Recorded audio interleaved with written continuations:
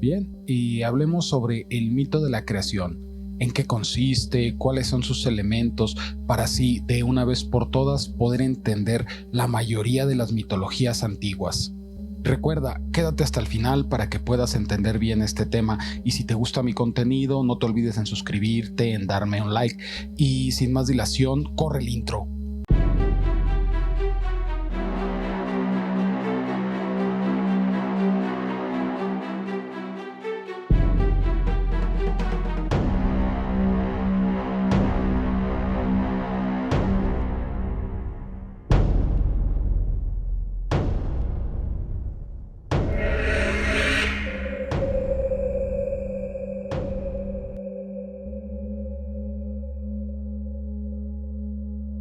Lo primero que se debe tomar en cuenta para poder comprender este tema es el tener una visión simbólica sobre los hechos que vamos a narrar.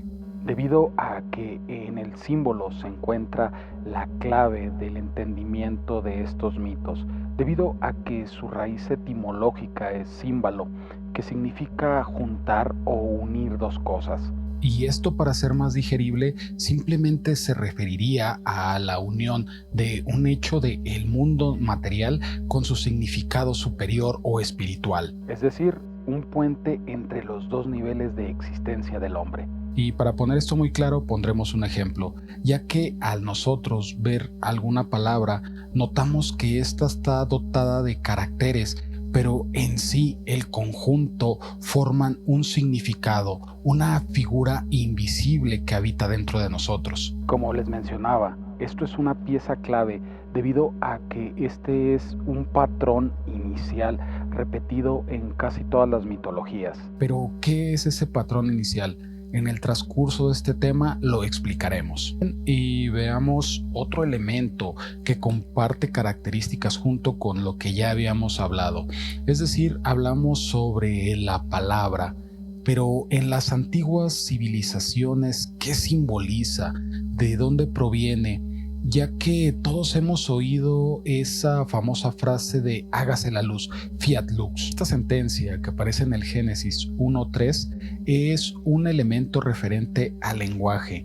Aparece de hecho en todas las civilizaciones junto a otros, los cuales nos dan una idea de qué fue lo que sucedió en el pasado, su estilo de vida, sus creencias, etc. Pero, ¿qué relación tiene la palabra y el símbolo en sí? Bien, comencemos deconstruyendo el mito de la creación, ya que esta inicialmente a lo que nos referíamos nosotros con el patrón inicial es esa división en dos elementos, luz, sombra, sonido, silencio, es decir, la dualidad. Y esto es un factor clave, el cual nos revela la antigüedad y la etapa del pensamiento del hombre. Y aquí haremos un paréntesis y mediante la mitología comparada veremos que existe un craso error en la cronología de las culturas mesoamericanas, debido a que estos la sitúan en una etapa muy tardía de desarrollo. En realidad solo bastaría echar un ojo al ver las pirámides de Egipto y al ver las pirámides que existen en Mesoamérica.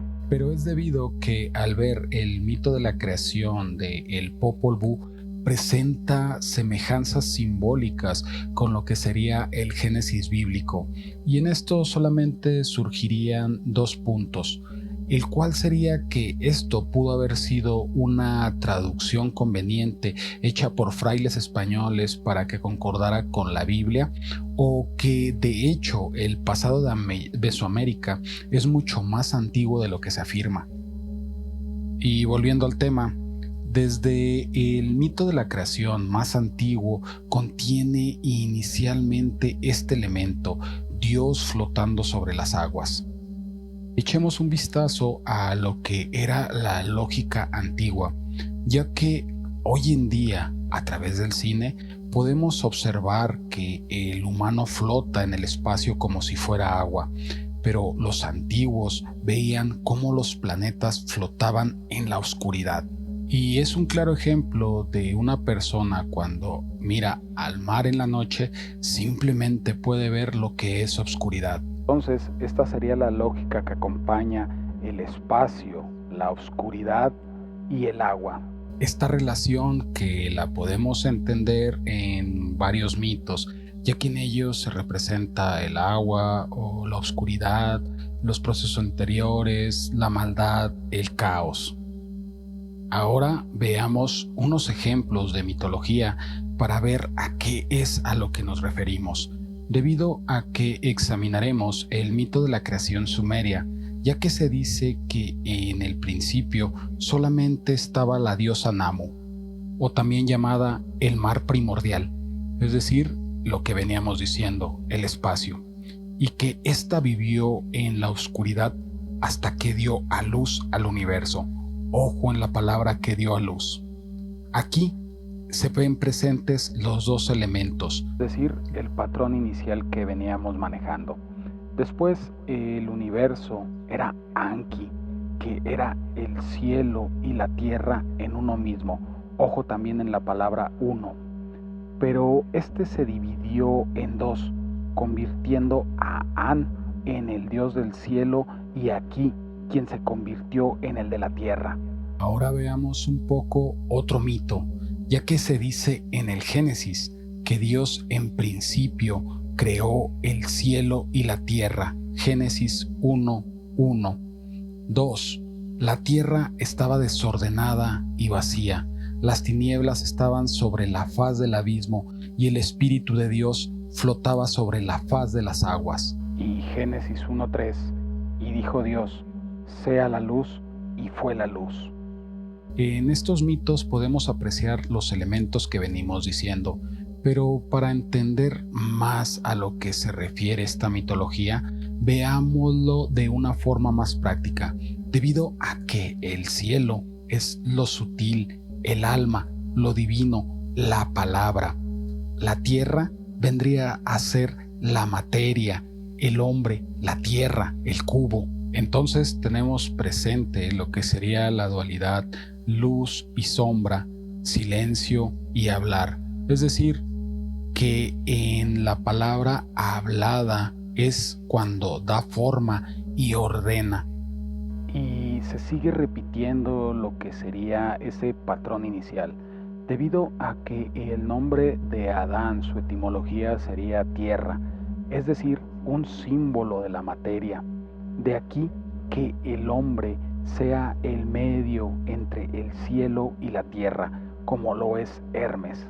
Es decir, Dios dio forma al ser humano del polvo de la tierra y sopló en su nariz el aliento de vida, aire, lo sutil, el espíritu, a la tierra, es decir, la materia.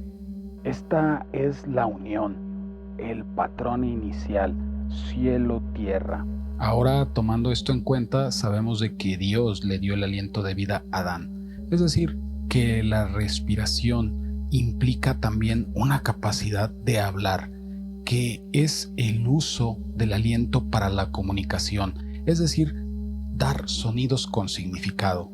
Ya que a través de su aliento, es decir, hablar, es la única criatura terrenal capaz de bajar los principios celestiales al reino de la materia.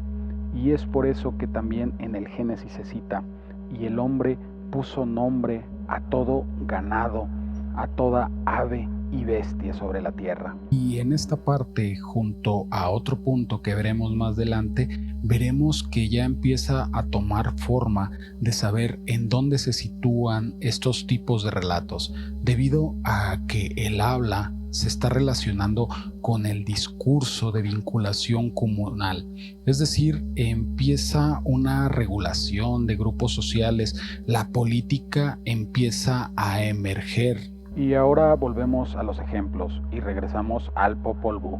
Como ya mencionábamos antes, este contiene casi los mismos elementos, debido a que menciona la creación de la tierra y el hombre de barro. Pero ¿cómo fue este mito?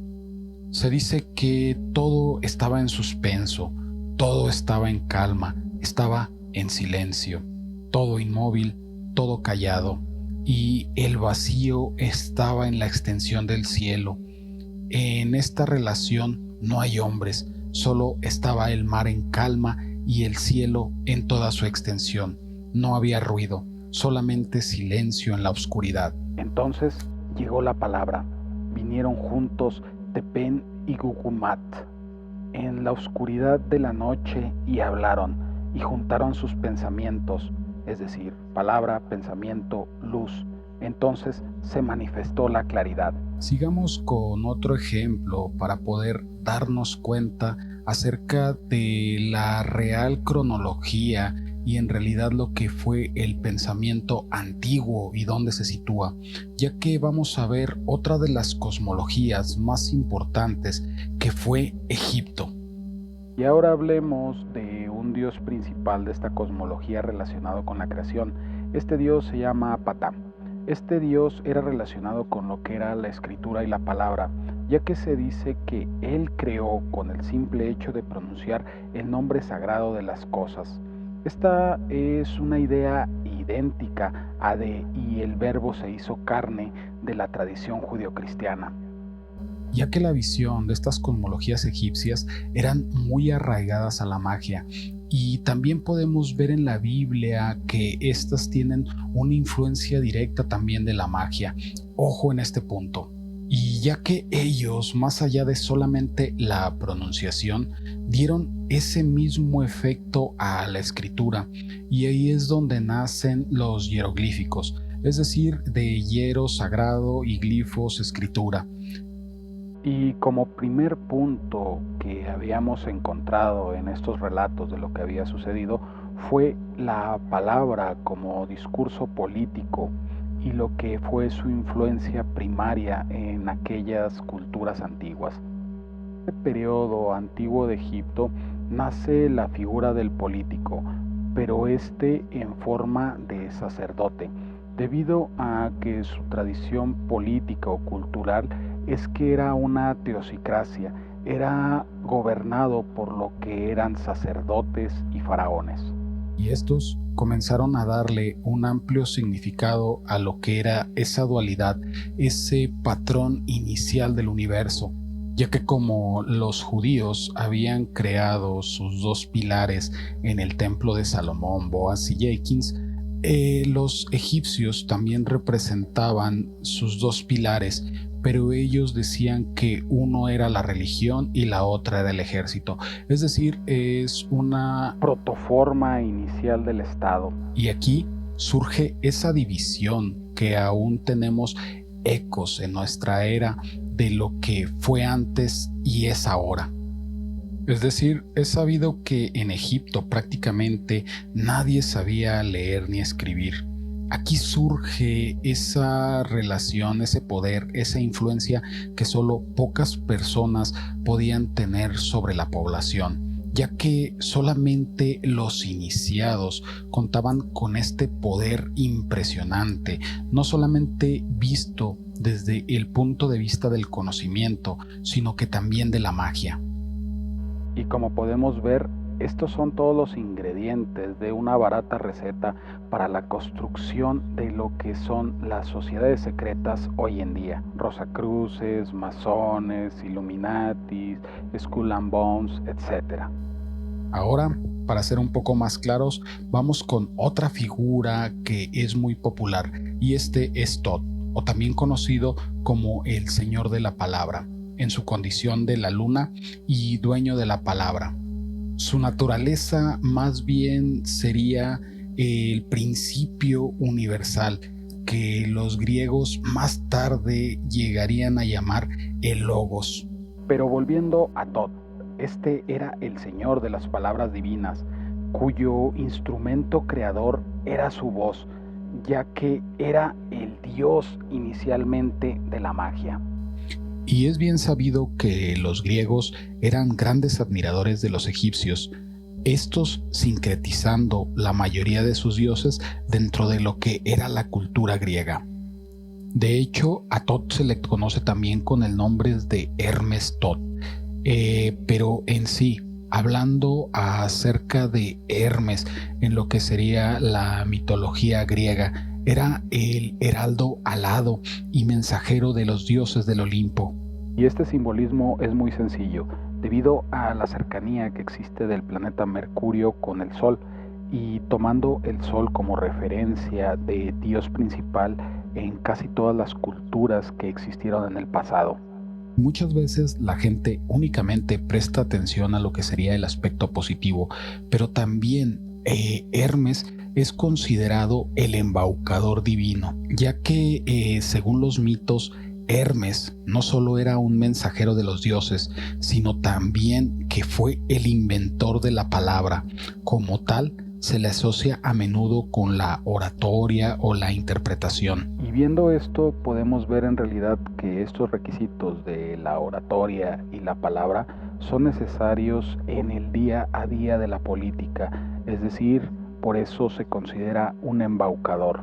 Y si por ejemplo comenzamos a hilar más fino y tomando esa idea de que Hermes, por su cercanía con el sol, es el mensajero, también el sol sería el centro principal y la adoración de todas las civilizaciones en la antigüedad. Como ya estábamos analizando, que la luz presuponía el espíritu, la palabra, la inteligencia, pero veamos más acerca de su simbolismo, ya que la luz se pone en relación con la oscuridad para simbolizar valores complementarios o alternantes de una evolución. Es el conocimiento que sintetizan las luces del sol y de la luna. Para los budistas chinos tiene también el sentido de la iluminación. Para el Islam es el espíritu. La radiación de la luz a partir de un punto primordial engendra la extensión para la Cábala. La interpretación simbólica de Fiat Lux del Génesis es también la iluminación, la ordenación del caos. La luz primordial se identifica con el verbo. La luz sucede a las tinieblas, tanto en el orden de iluminación cósmica como en la de la iluminación interior. Esta sucesión es advertida tanto por San Pablo como el Corán, el Rig Veda, los textos taoístas y budistas y la gnosis ismaelita. Todos, la operación cosmológica es la separación de la sombra y la luz originalmente confundidas. Más allá de la luz están las tinieblas, la esencia divina que no es cognoscible por la razón humana. Aunque la luz del sol es la expresión de la potencia celeste, no aparece como algo inmutable. Y con esta información nos podemos dar una idea hacia el culto de la luz celeste, que este se ha dado en civilizaciones alrededor de todo el mundo y que coinciden con el florecimiento del ciclo agrario. Es decir, que podemos notar la transición que existe entre la magia y lo que era la religión en sí, y estos textos nos muestran que inician al momento de que empieza la revolución agraria. También se da muestra acerca del inicio de la tradición oral en esas culturas. Bien como en el Génesis, en otras culturas existe una etapa dorada o de oro, en la cual se dice que ellos no tenían que trabajar y cosas por el estilo. Pero esto vendría a simbolizar o nos da un atisbo de esos tiempos como la invención de la propiedad privada. Pero bien, hasta aquí el informe del día de hoy. Si tú tienes algo que agregar o alguna duda, por favor, házmelo saber en comentarios. Yo los leo. Y en realidad, si has llegado tú hasta el punto de este video, no me resta más que agradecer por tu tiempo y desearte un excelente día.